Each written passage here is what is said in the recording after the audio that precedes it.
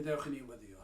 O Dduw, i ni yn diolch i ti unwaith eto am y fraint o gael dod gyda dyfron ac yn dod yn hyderus gan ein bod yn dod trwy heiddiannau dy fab a'n gwaredwr yr arglwydd Iesu Grist. Ac eto'n dod yn plygu ein pen ac yn plygu ein heneidiau ger dyfron, yn gwybod ein bod yn dod i bresenoldeb, yr holl alluog, y creawdwr y byd, ond eto Dduw i ni'n dod fel dy blant ac yn diolch i ti felly am bob un cyfle i ddod ata ti ac yn gofyn i ti fendithio'r amser nawr, i ni'n gofyn lle bynnag yr ydym yn gwrando ac yn ystyried geiriau'r Carolau yma, i ni yn gofyn ti helpu ni ddeall ac i ryfeddu ac i foliannu, ond y fwy nag hyn o Dduw, i ni ddod ac i ddyrchafu enw yr arglwydd Iesu Grist, gorewch pob enw arall.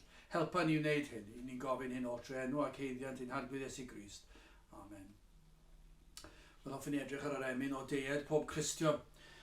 Ac dyma i chi unwaith eto Garol sydd yn llawn rhyfeddod a llawn perlau yr Efengyl. O Deued pob Cristion i Fethlem yr awron, i weled mor dirion yw'n Duw. Dyna i chi wahoddiad i ddechrau. Gwahoddiad i ni gyd i ddod at y man y ganwyd yr arglwydd Iesu Grist. Ac i weld beth? I weld pa mor dirion yw'n Duw. Dowch i weld. Dyna chi wahoddiad. I bob un. Os ych chi'n ceisio, dewch at yr arglwydd Iesu Grist. Dewch at y preseb.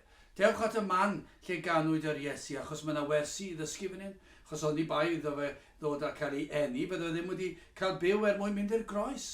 Ac felly mae'n gyfnod pwysig. Achos fan hyn oedd cyflawniad y proffwydoliaethau bod e wedi dod. Ac yn ni'n gweld yn y linell nesaf o ddyfnder rhyfeddod, be drefnodd y diwdod, dragwyddol gyfamod i fyw.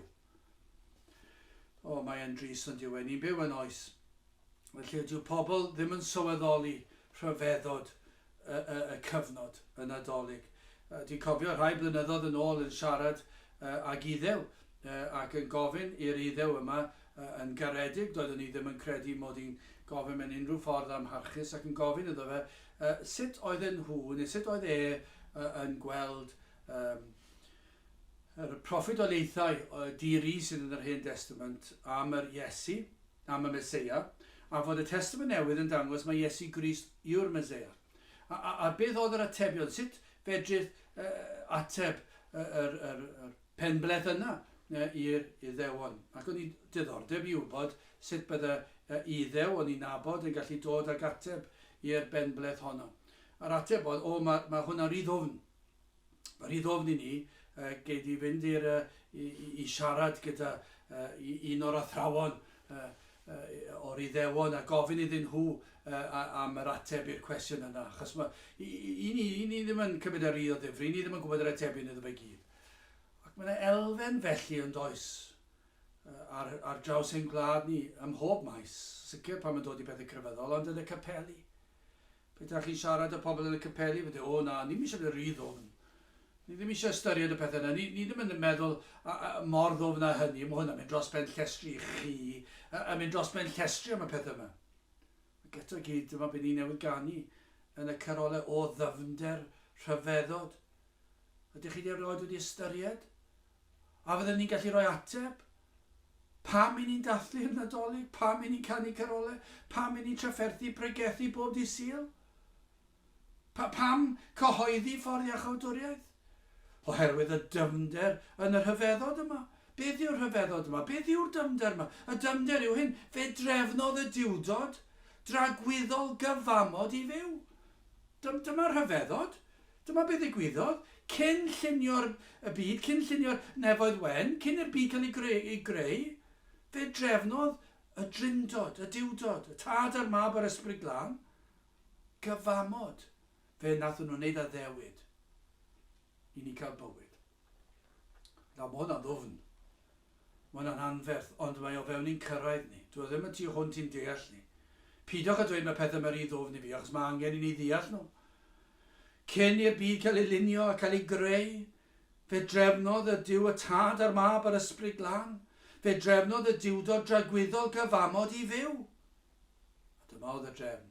Daeth brenin yr holl fyd i oedfa ein hadfyd symud ein penyd a'n pwn. Dyma oedd y cynllun. Dyma oedd y drefn.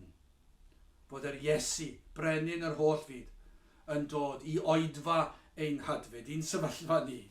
O, dyna chi sefyllfa truenus, ein bywyd o bechod, o wendid, o farwolaeth, o salwch, o boeni, o'r holl bethau yma. Ac fe ddath i symud ein penyd a'n pwn. O, fe ddath i ddelio gyda'r baich.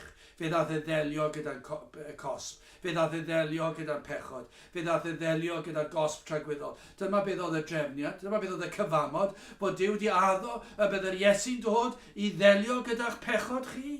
Dyma pam mae'r peth mor fawr. Dyma pam ni'n canu. Ond dyma beth sy'n rhyfedd. Heb le yn y llety, heb eilwyd, heb weli. Nadolig fel hynny gath hwn. O, doedd dim croeso i hwn. Mawredd Crist. Y trefnu. Trefnu y diwdod. Cyn llunio'r byd. Mawredd yr holl sefyllfa. Heb le yn y llety, heb eilwyd, heb weli, nadolig fel hynny gath hwn. A mae dal yn wir yn diwedd. Falle bod yna rai sy'n gwrando nawr, falle'n gwrando ac ddim eisiau gwrando. A does dim lle yn y llety, does dim lle yn yr eilwyd, nag os yn eich calon chi, does dim croeso i'r Iesu. A nadolig fel hynny gath hwn, hyd yn oed nawr yn eich bywydau chi. Mae'n rhyfedd yn diwedd. Ond dyma be mae'r gitgan yn dweud, rhwng glod i'r mab bychan, a'r luniau mae'r wiwlan, daeth diwdod mewn baban i'r byd. Dyma'r rhyfeddod, diwdod mewn baban i'r byd, ei ras o derbynion, ei heiddiant cyhoeddwn a throsto ef gweithion i gyd. O na fyddwch chi yn derbyn o'i ras ac o'i heiddiant. Bod Iesu Grist wedi dod. Wedi dod, y trefniad oedd, y byddai'n dod, y cyfamod yr addewid oedd, y byddai'n dod, ac yn byw bywyd perffaith yn eich lle, yn talu'r pris ar y groes yn eich lle. O, dyna i chi gras, i fod yn cynnig ei chi sydd yn llawn pechod, sydd wedi wrthod, falle bod chi'n wrthod yn nawr, falle doedd dim lle yn eich calon chi iddo fe dros y blynyddoedd diwetha. Ond dyma chi ras i fod yn cynnig i chi nawr. Tywysog tangnefedd. Dyma be mae'r Iesu yn ei wneud. Mae'n ei gwirthiau, mae'n newid pobl. Tywysog tangnefedd wna'n deiar o'r diwedd yn eilwyd gyfanedd i fyw. Dyna chi effaith yr arglwydd Iesu Grist. Dyna be mae'r Efengyl yn ei wneud. Dyna be mae diwygiadau yn ei wneud. Mae'n cael effaith o'n diwedd. Tywysog tangnefedd wna'n deiar o'r diwedd yn eilwyd gyfanedd i fyw. Ni fegir cenfigen, na chynwrf, na chynen, dan goron byd diben ein diw. Yn frodyr ein gilydd, mae mor wahanol i fyd o bechod, ond dyma beth yw effaith tywysog tangnefedd. Yn frodyr ein gilydd, drigolion y gwledydd, cawn rodio yn hafddydd y nef, bydd yn paratoi ni ar gyfer y nef. Ein disgwyl yn Salem, i ganu yr anthem ddechreuwyd yn Methlem mae ef. O, mae'r arglwydd Iesu nawr yn ein disgwyl ni. O, mae yno yn y nef yn eiriol troson ni, o, mae'n ein disgwyl ni. Ein disgwyl yn Salem i ganu yr anthem ddechreuwyd. Dyna chi anthem a ddechreuwyd. Pan gafodd ei eni, pan wireddwyd y proffwydolaethau, cyflawnwyd y proffwydolaethau. Ac dyna chi anthem. I ganu'r anthem, i ganu clodydd yr Iesu, ddechreuwyd y Methlem. Dyna chi bwnc o gan. A ddechreuodd y Methlem. A gath yr holl ffordd i'r groes, ac yna ysgynodd i'r nef, lle mae'n eiriol trosom ni nawr. O, na fyddwch chi yn ymuno yn y gan yma. O, dewch. Dyna fel mae'n dechrau. O, deued pob Cristion, i Fethlem yr awron, i weled mor dirion yw'n Duw. Gadewch i ni, weddio. O, Dduw, i ni yn diolch i ti am dy ras. Yn diolch dy fod ti yn cynnig iachawdwriaeth i bechaduriaid sydd ddim yn ei heiddi.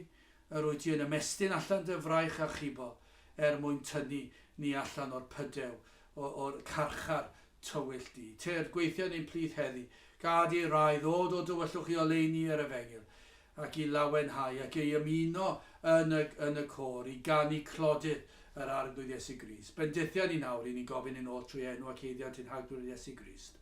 Amen.